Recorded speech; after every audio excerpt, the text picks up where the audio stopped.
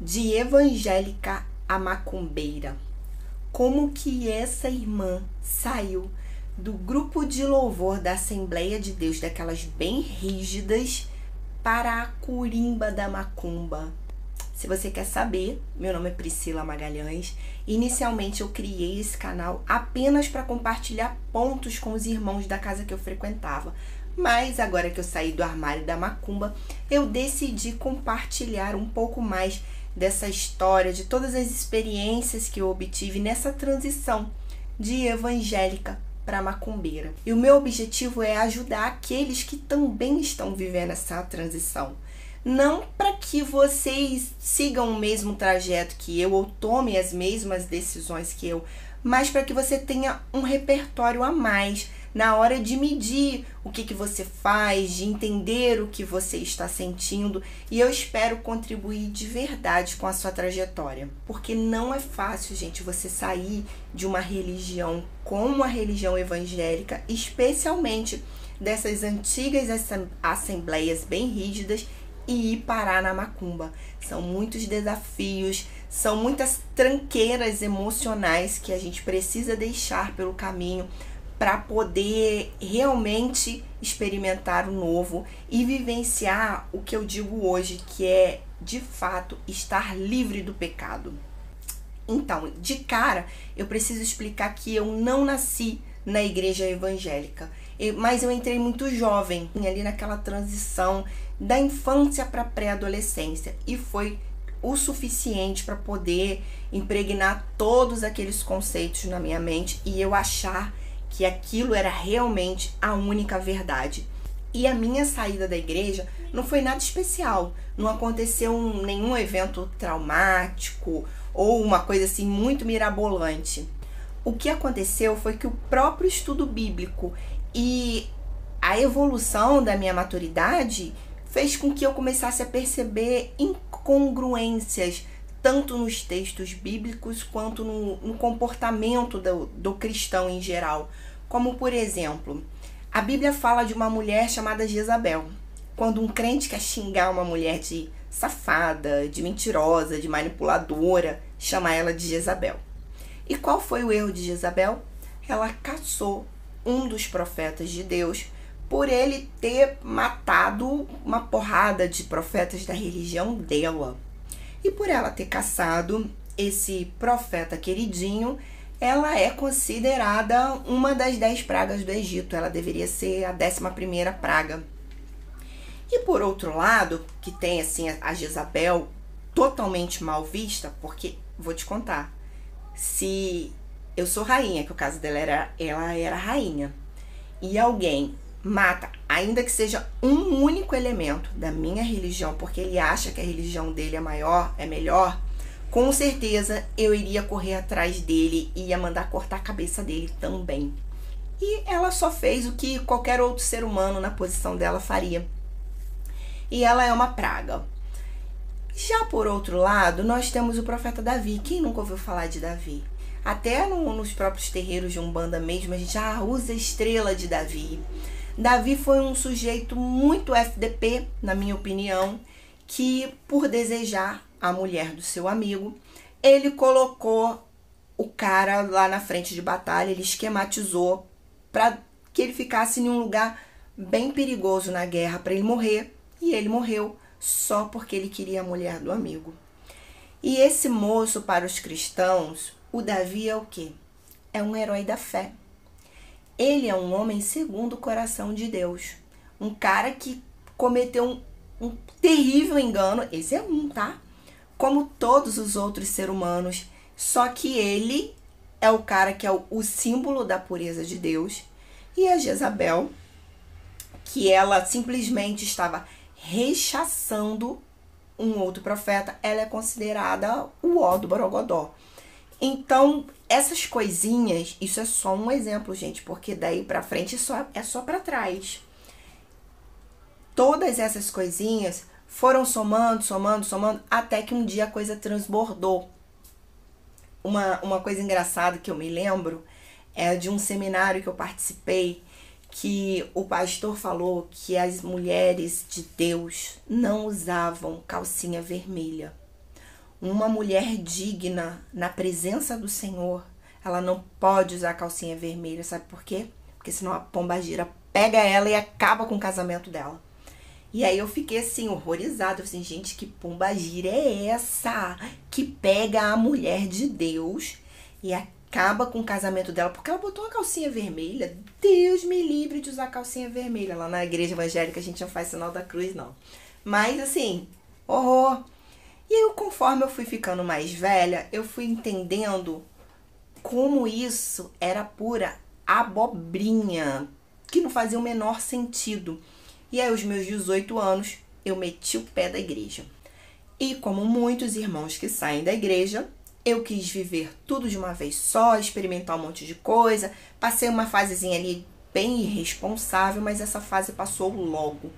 E sair da igreja não significava mudar de religião.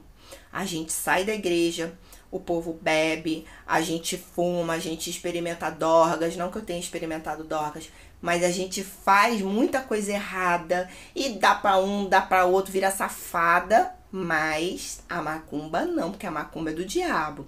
Essas outras coisas todas, não, acho que passa na mente da gente isso, né? Que Deus vai perdoar. Mas a gente na macumba, nem pensar.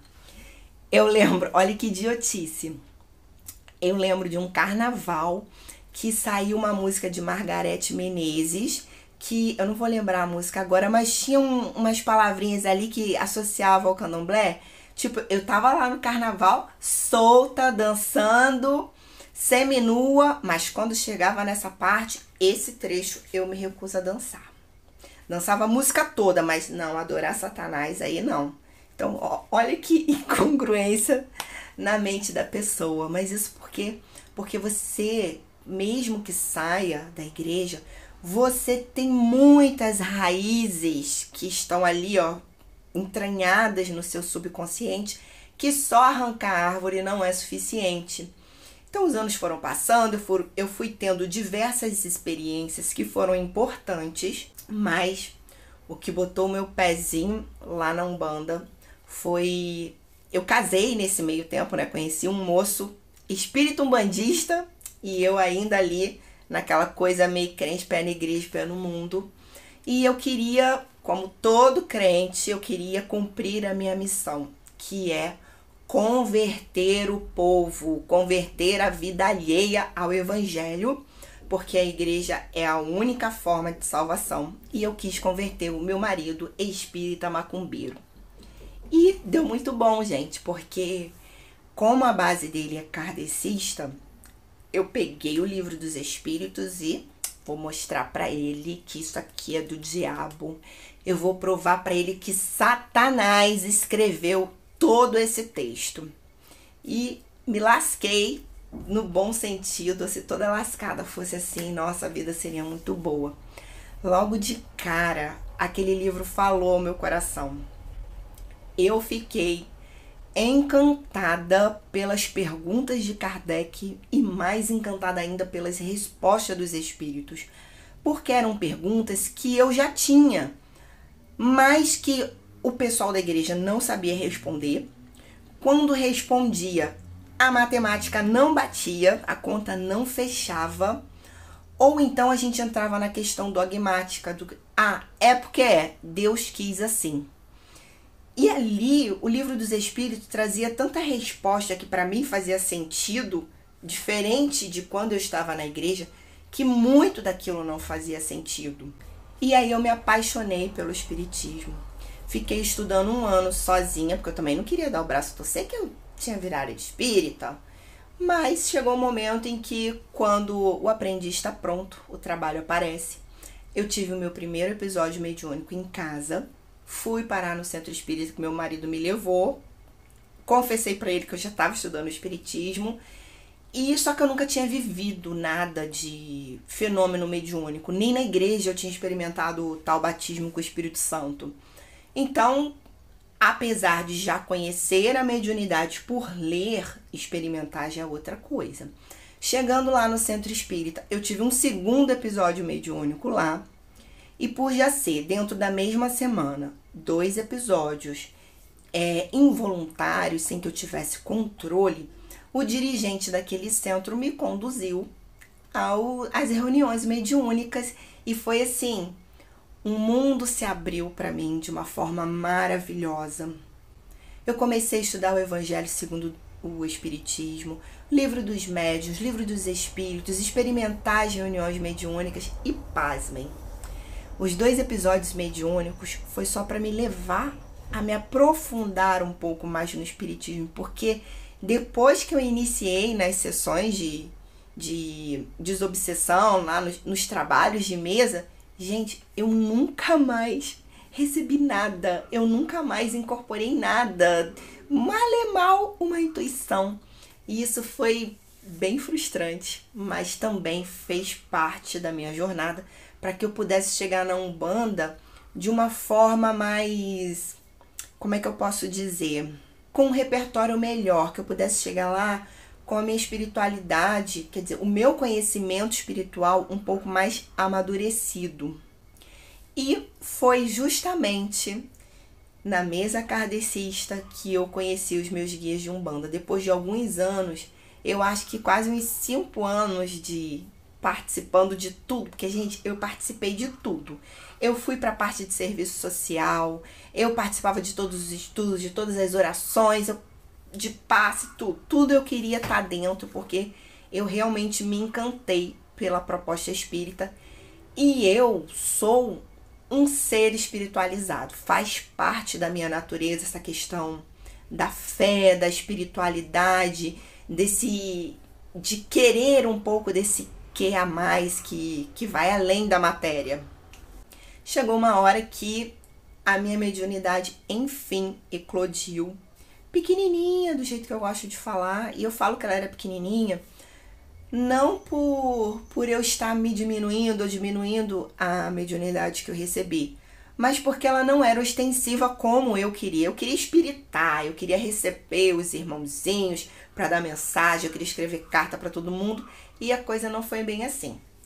E aí, quase 1 ano depois, com a minha psicografia um pouco mais firmada, eu tive o prazer de conhecer o meu primeiro guia de Umbanda. Foi na psicografia que eu conheci o meu Exu Tranca-Ruas. E aí, meus irmãos, foi ladeira acima. Foi um descortinar da minha visão maravilhoso.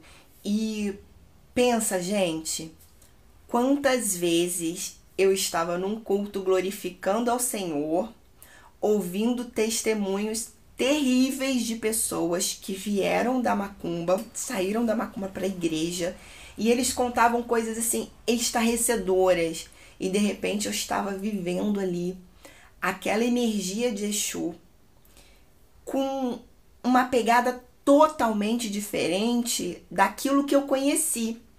E não só foi, como tem sido uma experiência maravilhosa.